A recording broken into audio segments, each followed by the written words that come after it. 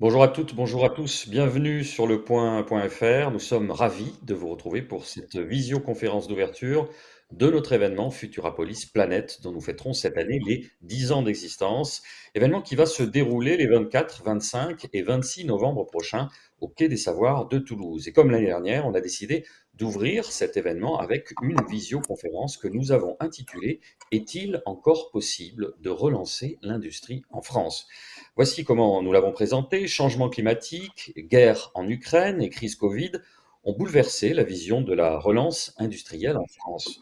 Bruno Le Maire, désormais ministre de la Souveraineté industrielle, entend relancer un pan de l'économie française en déshérence en retrouvant compétitivité à l'échelle internationale et maîtrise de secteurs stratégiques, industrie pharmaceutique, armement, etc. S'adapter à l'état du monde contemporain et ses nouveaux impératifs environnementaux, tel est l'enjeu pour tous les responsables du secteur, loin des paillettes des startups américaines. Avec nous pour en parler, voici Clément Cabane, président de Gerbet France. Bonjour. Bonjour. Emmanuelle Auriol est économiste, professeure et chercheuse à Toulouse School of Economics et à l'Université Toulouse 1 Capitole. Bonjour Emmanuelle. Bonjour. Et Corinne Dagrin est présidente du directoire d'Irdi Capital Investissement. Bonjour. Merci à tous les trois d'avoir accepté notre invitation. Notre modérateur sera François Miguet, journaliste économique au Point, à qui je confie à présent les rênes de cet échange. Bonjour à tous. Alors, la France, en 20 ans, a liquidé la moitié de son tissu industriel. C'est ce que disait non pas un industriel, mais Nicolas Dufourcq dans Le Point récemment, le patron de la BPI. L'industrie française compte aujourd'hui pour environ 12% du produit intérieur brut et c'est 20% en Italie et 25% environ en Allemagne. Dans ces conditions, Emmanuel Auriol, est-ce qu'on peut se demander s'il est encore possible de renverser la vapeur et de relancer notre industrie française? Alors moi, j'entends un retour de personnes qui parlent en plus, donc c'est très perturbant. Si ces personnes peuvent arrêter de parler en même temps que nous, ça sera formidable. Donc merci beaucoup pour cette invitation qui évidemment m'honore. Très brièvement, alors effectivement, on a perdu beaucoup d'emplois industriels au cours notamment de la période 80-2010. En fait, l'emploi industriel dans la population active, il y a plusieurs moyens de le mesurer, hein, est passé de 22% à 12%, donc 2 millions d'emplois détruits. Mais il faut voir quand même que ce chiffre est trompeur parce qu'en fait, un quart de ces destructions, ça correspond essentiellement à des externalisations parce qu'à ce moment-là, les entreprises se sont restructurées. Et donc, par exemple, autrefois, quand vous aviez une femme de ménage ou quelqu'un qui faisait du marketing ou de la comptabilité dans une industrie, il était comptabilisé comme emploi industriel. Aujourd'hui, ce sont des sociétés de services qui viennent faire le même travail et donc elles sont comptabilisées cette fois-ci en service. Donc un quart, 500 000 emplois, c'était plutôt une illusion d'optique. Il n'en demeure pas moins qu'1,5 million d'emplois ont bien été détruits et la part de la valeur ajoutée dans le PIB français a chuté sur la même période de 25%, en gros à 14%. Donc il y a vraiment une désindustrialisation. Paradoxalement, et au même moment, on a eu une augmentation en volume. Alors, où je veux en venir, on peut trouver ça contradictoire d'avoir à la fois des diminutions d'emplois, des baisses de prix, et de l'augmentation de la production. Mais en fait, ça veut dire quelque chose de très important. Ça veut dire qu'on a eu sur la même période des gains de productivité considérables. Et ça, c'est une bonne chose. On estime donc que sur la décennie, hein, enfin sur ces dernières décennies, les 2 tiers des destructions d'emplois sont imputables au progrès technique et non pas donc seulement un tiers au commerce international et donc à la Chine, par exemple, qui nous piquerait nos emplois industriels. Donc c'est le même processus qu'a connu l'agriculture et des gains de productivité, c'est des bonnes nouvelles. Donc si on veut créer de l'industrie en France, hein, et réindustrialiser notre pays, on veut certainement pas la réindustrialiser dans des industries moribondes comme le textile ou la mine, quoique la mine en ce moment ça serait peut-être utile, mais plutôt sur des industries de pointe, donc avec effectivement des gains de productivité importants, pas forcément beaucoup de salariés, mais des salariés qualifiés et des secteurs à très forte valeur ajoutée. Donc c'est possible. Qu'est-ce qui nous freine? On a des freins majeurs, en particulier on a peu de TI et l'accès au crédit est limité dans notre pays pour les entreprises qui voudraient donc croître. Et je suppose qu'on va reparler évidemment de ces deux choses-là, donc l'accès au Mais crédit, pu- l'absence d'entreprises de taille intermédiaire et le coût du travail. alors, puisque vous nous lancez sur ce sujet, moi je voulais demander à Corinne Dagrin, qu'est-ce qui fait qu'on a du mal à faire grandir nos entreprises industrielles? Qu'est-ce qui fait que les PME en France aient du mal à passer à la vitesse supérieure et devenir des entreprises de taille intermédiaire, voire des grandes entreprises? C'est le financement, par exemple, qui bloque?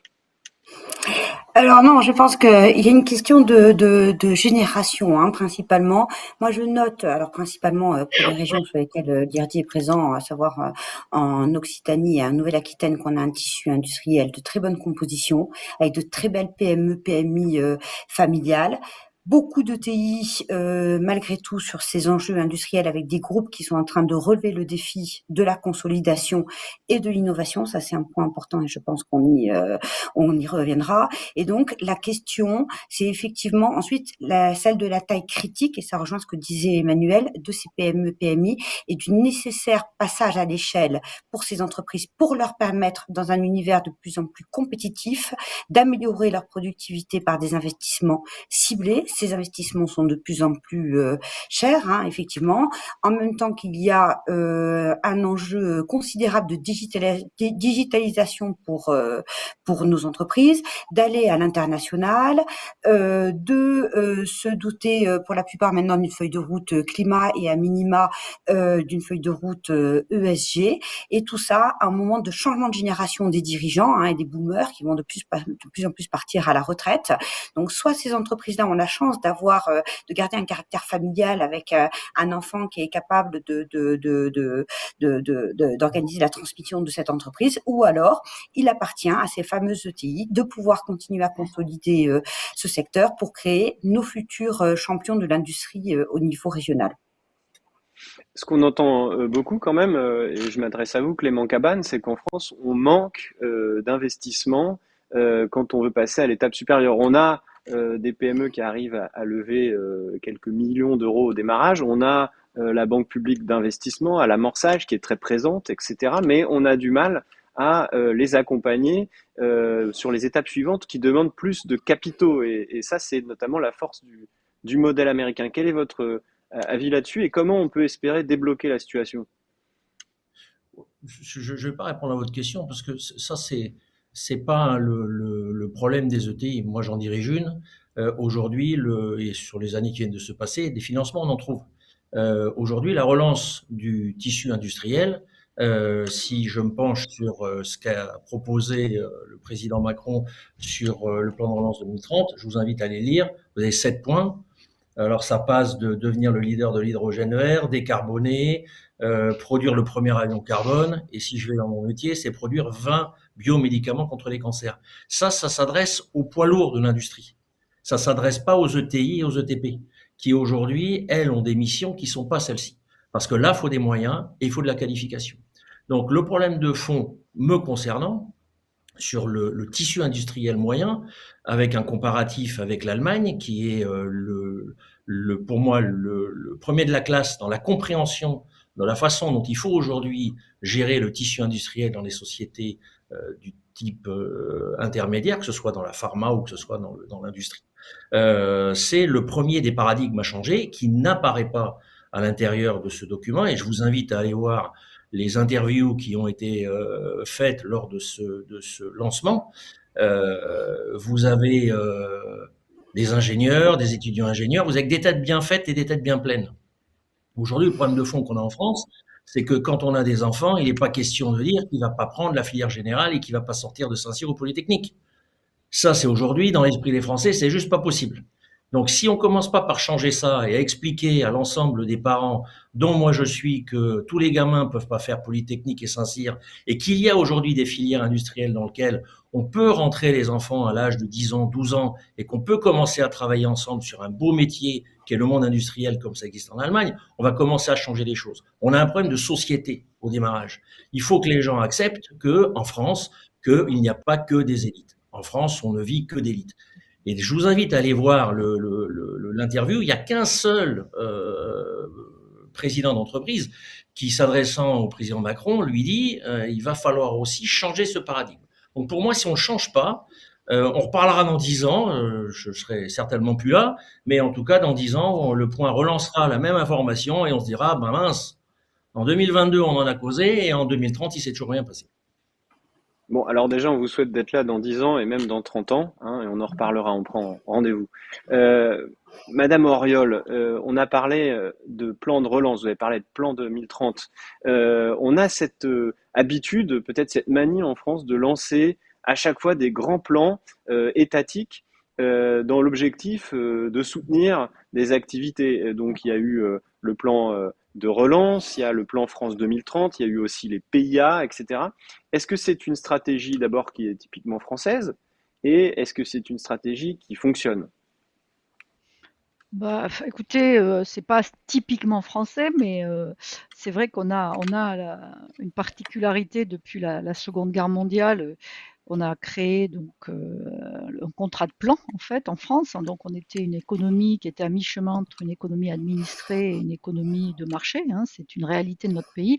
Et donc il y a toujours ces restes. Donc on a supprimé évidemment le contrat de plan et c'est France Relance maintenant qui a été transformée, mais il n'en demeure pas moins qu'on a cette idée qu'il faut planifier des choses. On est colbertien, on aime bien. Bon, des fois, ça donne de très belles réussites. Je pense que par exemple, une entreprise comme Airbus n'existerait pas si on n'avait pas décidé de manière active et au niveau européen de la créer, bien évidemment. Donc il y a des cas où on a besoin d'être protégé et d'être aidé financièrement pour devenir suffisamment gros et compétitif pour attaquer la compétition, notamment en l'occurrence d'Airbus. Donc il y a des cas oui, il y a des cas où ça marche pas. On a créé par exemple, on a essayé de créer des équivalents de la Silicon Valley. Donc ces pôles de compétitivité français, ça n'a pas l'air de tellement bien marcher. Donc il y a des choses qui fonctionnent moins bien que d'autres. Mais il me semble que pour l'industrialisation, c'est important, je pense, d'écouter les entreprises, de voir les difficultés qu'elles ont. Moi, il me semble que la recherche de salariés et de gens compétents, ça vient d'être évoqué, c'est un gros problème aujourd'hui en France. Une entreprise sur deux est à la recherche de salariés. Faudrait quand même pas l'oublier. Donc ça, c'est un frein, évidemment. Il y a l'accès au crédit. Je pense que je suis heureuse d'apprendre que certaines entreprises n'ont pas de difficultés. Et c'est vrai que pendant le quoi qu'il en coûte, bon, les banques ont arrosé les entreprises dont certaines étaient pas viables, mais bon, voilà, c'est comme ça. Par contre, en temps en régime de croisière, c'est pas si facile que ça de se financer pour des tas de raisons, mais en particulier parce que les banques françaises ont tendance à passer en dernier après le fisc, notamment en cas de faillite, pour retrouver leurs prêts. Et du coup, bah, c'est plutôt des prêteurs sur gage que des intermédiaires financiers compétents qui prennent des risques.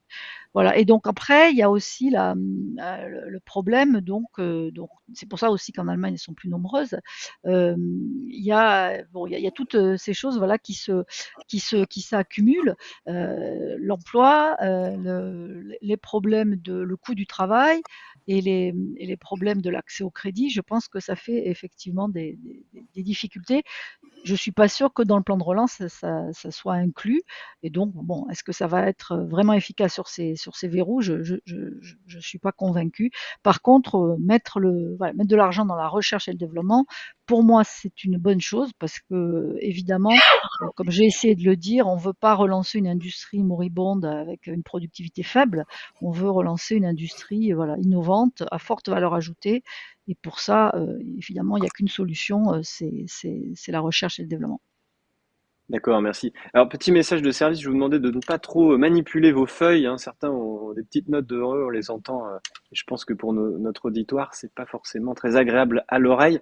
Madame Dagrin, quel est votre sentiment à vous sur le plan France 2030 et sur les plans de relance de manière générale, tels qu'on les pratique en France? Alors, je vais m'exprimer évidemment sur le plan du financement, hein, et moi je considère que le travail qui a été fait par l'État et par BPI France, mais également par nos régions, nos partenaires bancaires, a été absolument considérable. Donc, je vise d'abord le lancement grâce au PIA du Fonds national d'amorçage qui a permis de lever des fonds dédiés à l'amorçage et notamment à la deep tech. Donc, les technologies de rupture, les technologies profondes, c'est ça qui va ancrer l'innovation dans nos territoires. c'était un maillon absolument essentiel pour permettre l'émergence des entreprises de demain qui vont se créer notamment grâce aux innovations financées par les laboratoires et autres. Et c'était un maillon manquant. Donc là-dessus, il y a eu un travail absolument considérable de fait avec l'émergence de beaucoup de jeunes sociétés innovantes deep tech qui ont pu émerger du territoire et également des startups industrielles. Ce que nous, au niveau du capital investissement, on avait noté, c'était une absence en revanche de fonds pour prendre la suite une fois que la société avait été amorcée et pour permettre l'industrialisation de ces startups innovantes. Et là, l'État et BPI sont au rendez-vous avec ce plan France 2030 puisqu'il va y avoir des fonds spéciaux pour prendre à la suite des fonds d'amorçage et permettre l'industrialisation de ces startups industrielles qui avaient beaucoup de mal, et je rejoins Emmanuel là-dessus, à lever effectivement auprès de partenaires financiers sur cette phase d'industrialisation. C'est-à-dire qu'elle démarrait très fort et au moment de la phase d'industrialisation et dès qu'il y avait du hard à financer, il n'y avait plus personne. Et donc grâce à ce mécanisme-là, on va aller pouvoir plus loin et transformer, on a une véritable chaîne du financement, les labos, les fonds d'amorçage et demain les fonds de capital risque qui interviendront sur les startups industrielles. Et ça, c'est une remarquable nouvelle. Donc là, je parle pour l'innovation, je vais évidemment en parler avec passion. Et pour ce qui concerne le capital développement, il faut quand même noter l'effort considérable qui a été fait par l'État, alors évidemment du quoi qu'il en coûte, qui a permis quand même de sauver beaucoup d'entreprises industrielles de nos territoires, notamment grâce au dispositif de chômage partiel et grâce au PGE. Je pense qu'il n'y a pas eu de belles entreprises qui aient disparu du coup pendant la crise. Et depuis en plus, il y a le fonds État-région qui a été mis en place pour accompagner les entreprises dans une phase de rebond. Donc voilà, on est bien dans l'anticipation des besoins de financement des entreprises et les accompagner à la suite de ces accidents de parcours où nos dirigeants n'ont pas démérité et où ils sont confrontés, comme je le disais tout à l'heure, à toutes ces mutations. Ils ont plutôt besoin d'aide et il me semble que la place financière, tant les partenaires investisseurs que bancaires ont joué leur rôle et je pense que là-dessus, il faut avoir une vision plutôt optimiste des choses. Je le dis d'autant plus que notamment dans le monde de l'aéronautique où on voit beaucoup de nos entreprises qui sont à l'international, elles notent à juste titre qu'elles n'ont pas eu le même dispositif d'aide dans les autres pays sur lesquels elles étaient présentes et elles ont été beaucoup plus accompagnées au niveau national. Donc voilà, je pense que c'est une bonne nouvelle. Alors même si effectivement, je partage avec Monsieur Cabane, il y a d'autres sujets extrêmement importants à traiter, mais sur le plan du financement, alors on n'est pas parfait. Je suis pas en train de dire que toutes les banques et tous les fonds sont parfaits, mais je pense qu'il y a un élan véritablement au niveau de notre profession qui mérite d'être salué. Madame Auriol, vous partagez cet optimisme quant aux conditions de financement des entreprises? Non, je pense que ça va dans le bon sens parce qu'effectivement, un des verrous, c'était la croissance, comme on passe d'un projet innovant qui a l'air prometteur à quelque chose qui est au niveau industriel. Et je suis tout à fait d'accord que tout ce qui permet d'aller dans le bon sens, c'est-à-dire, et si l'État là peut faire quelque chose et il le fait, on peut que s'en réjouir. Donc oui, c'est une bonne chose. Après, moi, je crois que l'État n'est pas forcément le meilleur, enfin le mieux placé pour identifier des projets prometteurs. Donc c'est vrai que ça doit être plutôt dans la phase, quelque chose qui marche bien dans sa phase de croissance, qu'on doit l'accompagner, à mon avis, que plutôt identifier déjà des choses qui vont fonctionner. Ça, je ne pense pas que l'État soit capable de le faire. C'est très difficile en fait. Et déjà, même les industriels eux-mêmes se trompent souvent. Donc je ne vois pas comment des fonctionnaires ou même des chercheurs peuvent le faire. Donc c'est important de soutenir la recherche fondamentale. C'est important de soutenir les entreprises dans leur croissance, parce qu'on voit bien que c'est là où on a un problème, sur ces entreprises taille intermédiaire. Et je pense que donc tout ce qui va dans ce sens-là est une bonne nouvelle pour notre pays. Monsieur Cabane, tout à l'heure, vous nous avez orienté un petit peu le débat sur un sujet qui est très intéressant, qui est celui des compétences. Récemment, d'ailleurs, dans Le Point, l'économiste Philippe Diribarne, je ne sais pas si vous le connaissez, alertait aussi sur l'inadéquation entre les diplômes qui ont été valorisés ces dernières décennies, plutôt généralistes, et puis les compétences attendues par les entreprises, qui peut créer à la fois chez les entreprises des problèmes à recruter, à former, et puis ça peut créer de la frustration aussi chez ces jeunes qui se retrouvent avec des métiers qu'on leur propose qui ne correspondent pas forcément à ce qu'ils avaient rêvé comme destin. Vous, concrètement, Monsieur Cabane, qu'est-ce que vous estimez qu'il faudrait faire pour pallier ce problème de compétences dans vos métiers industriels? Alors, pour pallier la compétence, je ne vais pas avoir l'outrecuidance de vous répondre à ça parce que je ne suis pas enseignant. Par contre, le quotidien des chefs d'entreprise dans le milieu industriel moyen, c'est toujours la même histoire, c'est que quand vous recrutez des jeunes ingénieurs, femmes ou hommes, qui ont un bac+5, la première chose à laquelle ils s'attendent, c'est certainement pas mettre les mains dans le cambouis. Donc, je prends l'exemple qui est connu par tous, qui est que le patron de Volkswagen, quand il a commencé, il avait 12 ans, il avait les mains dans le cambouis. Moi, quand j'ai commencé dans la vie, j'avais les mains dans le cambouis.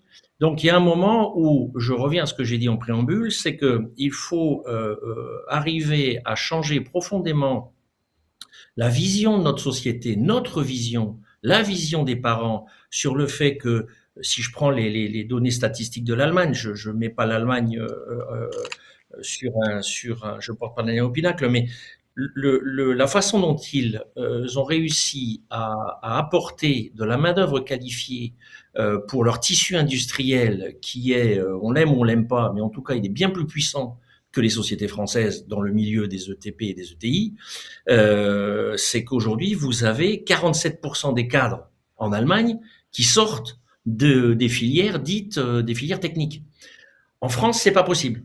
Donc, si on commence pas par changer ça, si dans les cours d'école et quand mes enfants étaient petits et qu'on discutait entre les papas et les mamans et que la seule chose qu'on rêvait, c'était qu'ils soient soit docteurs, soit saint-cyrien, soit polytechniciens, et à partir du moment où on est tous dans cet état d'esprit-là, au bout d'un moment, on va avoir un vrai problème de main-d'œuvre qualifiée. On aura beau faire tout ce qu'on veut, mettre tout l'argent qu'on veut, au bout d'un moment, les jeunes qui vont arriver sur le marché ne répondront pas aujourd'hui aux attentes que l'on a.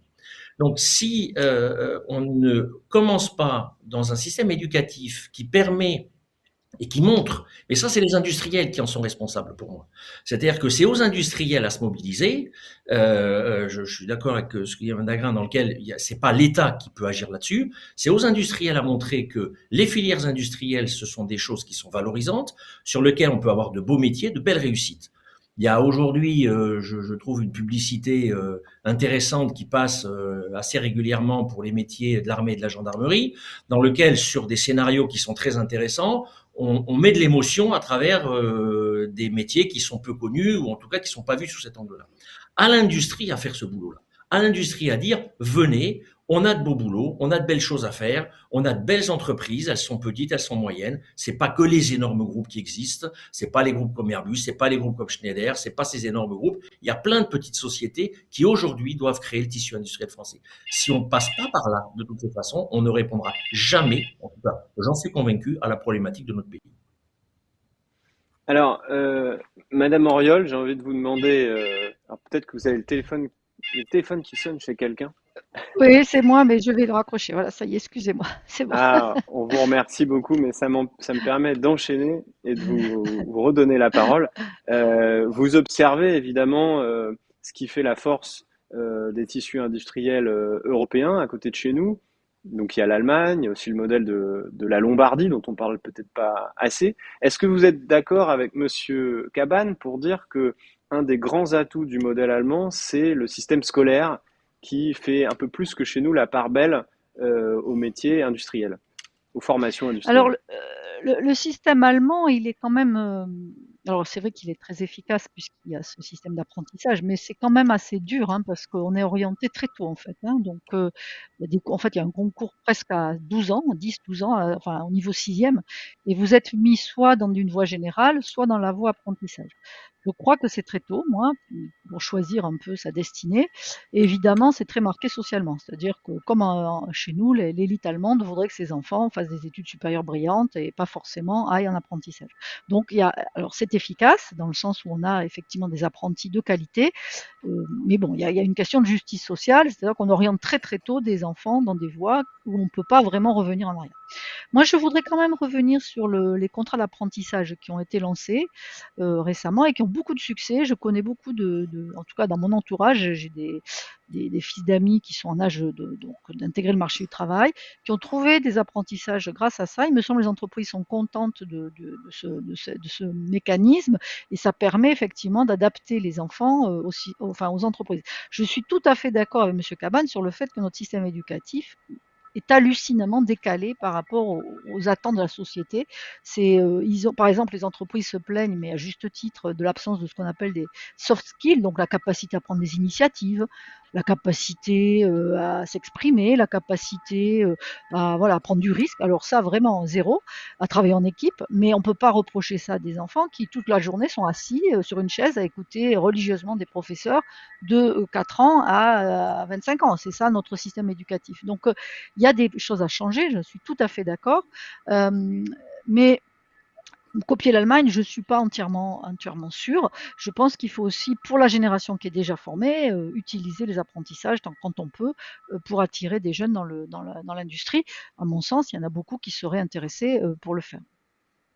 Madame Dagrin, un avis sur cette question des compétences du système éducatif? Alors, moi, je n'ai pas, comment dirais-je, le niveau de connaissance du sujet Non, de mais vous avez de la certainement des formation. jeunes. Mais je vois les conséquences sur les entreprises que nous accompagnons ou que nous rencontrons. Et là, je pense que l'ampleur du phénomène des difficultés de recrutement est totalement sous-évaluée, quoi. Je pense qu'il y a une prise de conscience, mais qui est insuffisante, parce que je pense qu'on a un double effet qui se coule, si vous me permettez l'expression, à savoir un manque d'attractivité, comme le dit Monsieur Cabane, sur les métiers de l'industrie par rapport à nos jeunes. Par rapport à l'entreprise de manière générale, beaucoup d'entreprises que nous voyons ont d'énormes difficultés à l'heure actuelle à recruter, et ce, en parallèle d'un autre phénomène qui est celui du vieillissement de la population, avec tous nos boomers qui sont en train de partir à la retraite petit à petit, ce qui va nous amener à un effet ciseau, où on le voit déjà au niveau des dirigeants, et notamment des dirigeants de petites PME ou autres, et notamment les PMI industriels qui ont tendance à arrêter leur activité. Un dirigeant me parlait d'un nombre accru d'entreprises qui arrêtent leur activité spontanément à un certain âge sans même penser à transmettre leur entreprise. Et pour ceux qui le souhaitent, une difficulté effectivement à trouver des repreneurs de ces petites PME, PMI. Alors bon, sur les sujets flamboyants, des très belles entreprises TI ou autres, il n'y aura jamais de difficulté. Mais pour un chef d'entreprise qui va être plus isolé, plus seul dans les territoires ou autres, trouver des repreneurs compétents qui vont avec courage s'inscrire pour la reprise de ces entreprises, recruter les compétences à nouveau, les faire venir côtoyer le monde de l'entreprise, ça va être de plus en plus compliqué, et je pense que ça, on le sous-évalue encore actuellement, parce qu'il n'y a pas uniquement le phénomène de la crise actuelle et effectivement du changement de mentalité de nos jeunes, à laquelle on se doit de s'adapter, mais il y a aussi ce phénomène du vieillissement de la population. Alors justement, on a la chance d'avoir le président d'une entreprise avec nous, Monsieur Cabane. Est-ce que vous rencontrez ce type de difficultés en ce moment? Et si oui, de manière plus aiguë qu'auparavant? Alors, oui, je les rencontre. Le travail quotidien, que ce soit le mien ou ceux de mes collègues, c'est la succession. On passe notre temps à déterminer quels vont être les plans de succession à l'intérieur de l'entreprise, mais que ce soit en haut de la pyramide, au milieu ou en bas. Donc, si effectivement on n'a pas cette conscience, ou si on l'a, mais qu'on n'a pas le temps, parce que beaucoup de chefs d'entreprise ont de toutes les façons le nez dans le guidon et ont un peu de mal à pouvoir prendre du recul par rapport à la succession éventuelle, on se retrouve très rapidement dans ce que vient de dire Madame Dagrin, c'est qu'on se retrouve avec des sociétés qui ensuite vont s'arrêter et péricliter de qui vont s'arrêter. Donc ça, c'est un problème qui doit être traité en permanence au sein de l'entreprise parce qu'il est récurrent. Aujourd'hui, sur le recrutement, dans les sociétés de moyennes entreprises, la problématique que l'on a, c'est la corrélation entre ces jeunes qui sortent de grandes écoles ou d'écoles d'ingénieurs, quelles qu'elles soient, parce qu'ils sont de mieux en mieux formés, et ensuite le salaire auquel ils vont prétendre et qui aujourd'hui ne peut pas être apporté par des sociétés moyennes. Parce que le gros de notre masse salariale, il est de toutes les façons dans les comptes de résultats d'une entreprise, il tourne entre 35 et 40%, et quand vous l'augmentez de façon significative, vous perdez en rentabilité. Donc, on se retrouve aujourd'hui avec, dans certaines parties, de chez moi, dans lesquelles je me retrouve avec des acteurs ultra qualifiés qui vont rester 6 mois et puis qui ensuite vont partir dans des sociétés beaucoup plus grosses et qui vont pouvoir leur donner un avenir financier nettement plus périn que celui que je peux apporter. Ce que je trouverais intéressant, c'est que on a, si on prend le CAC 40, on a les 40 premières entreprises de capitalisation boursière française, on a des géants de l'industrie. Et je trouve que ces géants de l'industrie devraient à un moment tirer beaucoup plus que ça l'ensemble des petites entreprises et trouver des moyens de travail et des moyens comme le font, et vous parliez de la Lombardie, région que je connais bien, comme le font les gros industriels italiens qui, comme ils le disent, travaillent et vivent en meute. Donc les gros tirent les petits, et si le PIB de la Lombardie est juste derrière celui de la Bavière, c'est pas pour des prudes.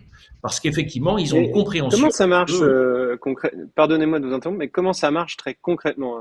Les grandes entreprises prennent des commandes à celles qui sont un peu plus petites qu'elles. Comment ça marche ce modèle lombard dont vous parlez? Dans un cas concret qui est celui du mien dans le monde de la pharmacie, vous allez avoir effectivement des gros laboratoires qui vont faire travailler des laboratoires plus petits sur des qualités d'excipients, des choses qu'ils sont capables de produire, et dans lequel, plutôt que d'aller chercher quelque chose ailleurs qui, in fine, pourrait sembler être moins cher, ils vont s'entendre en disant, bah voilà, va y avoir un prix final qui va être celui-ci, chacun travaille ensemble pour conserver un minimum de marge qui permette à chacun de vivre, mais dans lequel la valeur ajoutée reste au sein de la région. Ça, c'est des modèles intelligents qui imposent à un moment à l'ensemble des industriels et des financeurs de s'asseoir autour d'une table et de dire comment est-ce qu'on avance tous ensemble pour faire en sorte que la valeur ajoutée qui est créée par l'industrie profite à l'ensemble des industriels. Et c'est un modèle qui fonctionne très bien. Vous avez la Catalogne aussi qui fonctionne bien dans ce domaine. Justement, on a une économiste avec nous qui a étudié un petit peu les différents modèles industriels. Vous parlez de la Catalogne, c'est vrai que je crois que l'Espagne, c'est je crois 16% du PIB, c'est l'industrie, donc c'est 4 points au-dessus de la France. Quelles sont, là encore, les bonnes pratiques dont on pourrait s'inspirer chez nos voisins qui s'en sortent mieux autour de nous? Donc l'Italie, l'Espagne, l'Allemagne, il y en a peut-être d'autres encore, Alors, il y a une qu'on chose qui n'aurait a pas pas du tout. mentionné. Il y a une chose qu'on n'a pas du tout évoquée, et je crois que pour moi qui est très importante et qui répond aussi à des besoins d'ailleurs de nos entreprises, c'est l'absence d'immigration de travail en France. On a absolument, les Allemands ont fait un énorme effort dans ce sens-là. Ils ont un pays qui est vieillissant, donc ils n'ont pas trop le choix. L'Italie aussi a reçu énormément d'immigrés travail, l'Espagne aussi. Et donc, il s'avère que les immigrés, les immigrés qui viennent pour travailler, évidemment, ou étudier, hein, c'est le même profil. C'est des gens très particuliers parce que, je ne sais pas si vous êtes un jour posé la question d'immigrés, mais c'est très coûteux en fait. C'est très difficile d'être loin de sa base, loin de sa famille. Si vous arrive quelque chose, eh ben, tant pis pour vous, vous êtes tout seul. Et donc, ça sélectionne des gens qui aiment le risque en fait. Donc, ils sont surreprésentés, par exemple, aux États-Unis. Il y a 13% de la population américaine qui est immigrée. Ils représentent 25% des créateurs d'entreprises et 25% des gens qui posent des brevets. Regardez la Covid-19, qui c'est qui a créé le vaccin? Je suis navrée, mais c'était que des immigrés. C'est pas par hasard. C'est ce que j'essaie de dire. Donc, c'est des gens très entreprenants. Et nous, on a une immigration malheureusement à minima qui est centrée sur la famille, le droit familial. On a vraiment réduit, de couper tout ce qu'on pouvait couper. Donc, à mon avis, le plus enrichissant pour notre économie, notamment l'immigration de travail. Et du coup, on a une immigration peu qualifiée, peu diversifiée, et on bénéficierait tellement d'avoir des immigrés qui arrivent avec leurs idées, avec leur façon de faire les choses qui sont différentes et qui dynamiseraient notre économie, créeraient des entreprises, et pour certains seraient des salariés sans doute très intéressants pour nos entreprises. Donc ça, c'est un sujet extrêmement difficile en France, puisque notre intérêt, je pense, économique, est en opposition avec la volonté politique, en tout cas des électeurs. Donc c'est très très difficile de faire entendre, de mettre un peu de raison économique, en tout cas dans ce débat. Mais c'est un vrai problème que nous avons. On a une élite, je rejoins tout à fait Monsieur Caban là-dessus, qui est extrêmement homogène, et du coup qui manque complètement de créativité, qui est sélectionnée en plus non pas sur la créativité, mais sur la reproduction de savoir complexe, donc il faut être très scolaire pour être très bon en prépa. Voilà, donc ça fait une élite malheureusement qui est, à mon avis, pas assez diverse et pas assez preneuse de risques. Donc ce dont vous parlez, pour être précis, c'est donc une immigration choisie, un peu sur le modèle de canadien ou américain, où on fait venir des gens fortement diplômés, qui doivent prouver leur Qualifié, alors technicité. Ouais. fortement diplômé, pas forcément, mais qualifié certainement. Et oui, c'est le modèle que moi, on a écrit un rapport pour le Conseil d'analyse économique avec Hillel Rapoport, un de mes co-auteurs. Et donc nous, ce qu'on a regardé de près, c'est le modèle canadien, effectivement, qui est pas mal parce que il permet effectivement d'envoyer un signal, notamment. Parce que il faut bien voir une chose, ce que les Français ne mesurent pas, c'est qu'à force d'avoir un discours anti-immigration aussi violent, même l'immigration qui ne nécessite pas des papiers, donc l'immigration intra-européenne par exemple, elle est très faible en France, alors qu'elle est très forte en Allemagne. Personne ne remarque ça, mais ça joue. Si vous voulez d'avoir des Européens qui viennent chez vous et qui sont là parce qu'ils ont envie de créer des entreprises, ils ont envie de créer de l'activité économique, évidemment que ça rejaillit sur notre pays, ça le rend plus divers, plus créatif. Et si on a des équipes diverses, elles sont plus créatives, les bonnes pratiques peuvent diffuser. Là, c'est pas du tout le cas. Nous, en Europe, on est un des pays qui a une très très faible immigration intra-européenne parce que qui c'est qui a envie de venir dans un pays qui compte les immigrés comme les morts sur la route. Alors peut-être une touche pour contrebalancer, c'est le nouveau patron, si je ne me trompe pas, de Sanofi est britannique et celui d'Air France est canadien. Donc il arrive parfois que même des entreprises françaises du CAC 40 ouvrent leurs portes. Qu'est-ce Oui, que vous mais bon. pensez qu'est-ce que vous pensez de ce débat, Madame Dagrin, sur l'idée de faire venir à nous plus de talents venus d'ailleurs, qu'ils aient des compétences techniques ou des compétences scientifiques, etc. Alors moi, c'est vrai que de manière générale, on est attaché à la diversité des talents au sein des entreprises que l'on accompagne, les accompagner aussi à l'export, à l'international. Quand je pense que ça se joue dans les deux sens et de manière générale sur la diversité au sein des entreprises. C'est un sujet qu'on adresse de manière plus globale via le prisme de l'ESG. Qui intègre aussi le sujet de la mixité, j'en profite, et de manière générale, donc tout ce qui, voilà, on l'appelle RSE, responsabilité sociale, sociétale et environnementale. Donc ça, c'est un sujet absolument clé, et je pense que l'immigration fait partie aussi de ce sujet plus large de la RSE. Voilà. D'ailleurs, si je peux me permettre juste Madame un point Auriol. complété, oui, il faut aussi voir, j'ai oublié de le mentionner, mais que les immigrés, ça explique en partie les freins de nos entreprises à l'international, mais c'est un pont dans la globalisation, parce que des gens qualifiés ou peu, enfin, avec des compétences qui viennent dans un pays pour des raisons économiques, ils vont souvent faire du business avec leur pays d'origine. Donc, on a montré aussi que le commerce international est boosté par l'immigration de travail. Donc ça aussi, c'est un des freins dans notre pays. On a vraiment une élite toute similaire. Voilà, c'est pas très excitant. Alors, on approche peut-être de la fin du débat, mais j'aimerais quand même recueillir l'avis de Monsieur Cabane sur cette question-là. Est-ce que vous, dans votre groupe, vous essayez de faire venir des talents de l'étranger? Alors, avant de répondre, là, je suis 200% d'accord avec ce que vient de dire Madame Auriol. Je vais vous donner un exemple qui n'est pas du tout le mien. Les métiers, pour ceux qui sont dans la ferraille, comme on dit, les métiers de la serrurerie. Aujourd'hui, les meilleurs, ils sont en Inde. Et pour faire venir des gens d'Inde, c'est juste un cauchemar. Moi, j'ai essayé de faire venir des gens de pays du Maghreb parce qu'il y a notamment au Maroc, il y a des écoles de mathématiques et de comptabilité avec des jeunes qui sont formés de façon absolument extraordinaire, qui ont une capacité à comprendre et à s'investir. Et Manuel a raison, c'est ce qu'on cherche aussi. C'est des jeunes qui sont capables de prendre des risques. Vous vous plantez, c'est pas grave. Vous faites pas 3 fois la même erreur, mais lancez-vous, faites. Et c'est juste un cauchemar de faire venir les gens. C'est clair. Donc là, on a un problème de fond. J'espère que ce rapport changera quelque chose, mais voilà, ça fait partie des gueuses qu'on a au pied en France pour pouvoir avancer. Mais c'est clair que si le jour où on fait sauter ce verrou-là, on va tous respirer. Mais alors, vous dites cauchemar, on a envie de vous demander, racontez-nous.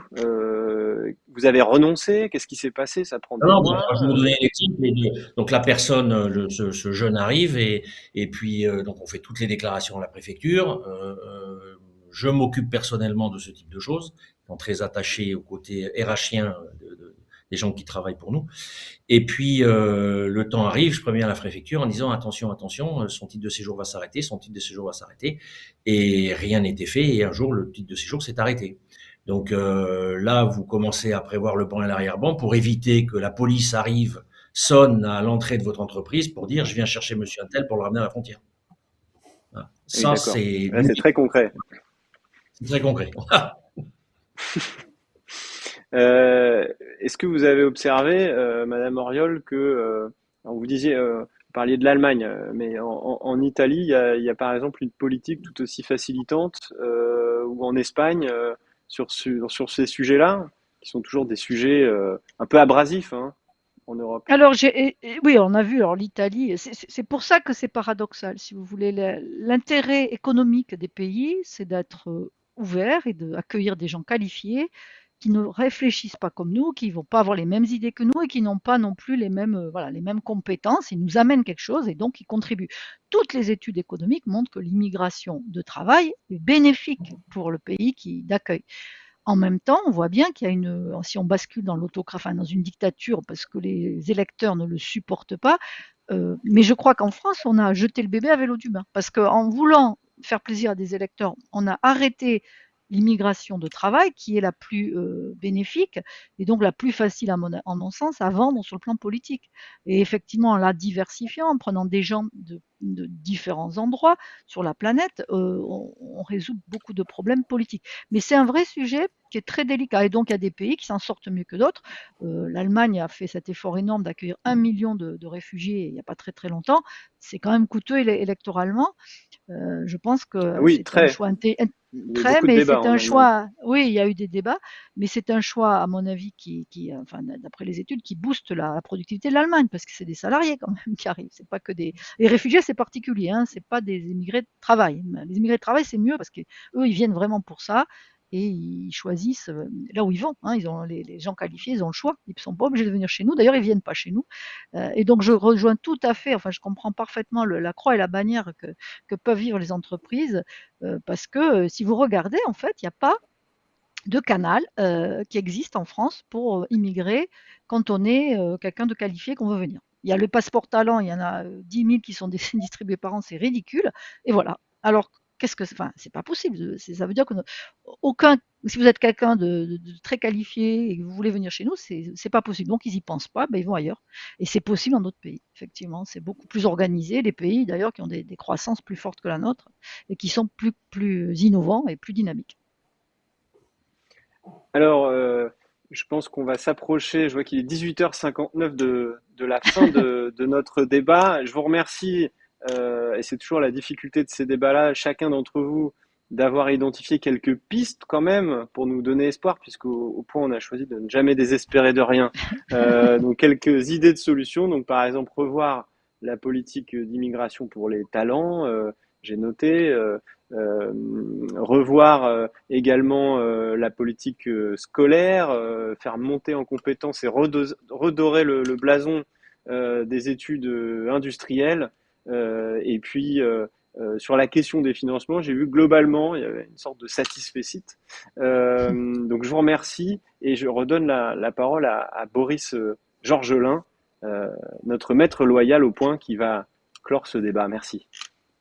Merci beaucoup, merci à nos invités pour la qualité de vos échanges. Merci de nous avoir suivis sur le point.fr. Alors justement, on vous donne effectivement, c'était un avant-goût de ce que vous pourrez entendre dans quelques semaines. On vous donne rendez-vous pour le Futurapolis Planète les 24, 25 et 26 novembre prochains au Quai des Savoirs de Toulouse pour 3 jours d'échanges, de réflexion et de débat sur le thème justement du plaisir de vivre. Un futur soutenable est-il incompatible avec le plaisir pour tous? Vous saurez tout et vous le découvrez avec nous à partir du 24 novembre. Bonsoir à tous. Merci de nous avoir suivis. Bonsoir. Bonsoir. Et merci beaucoup.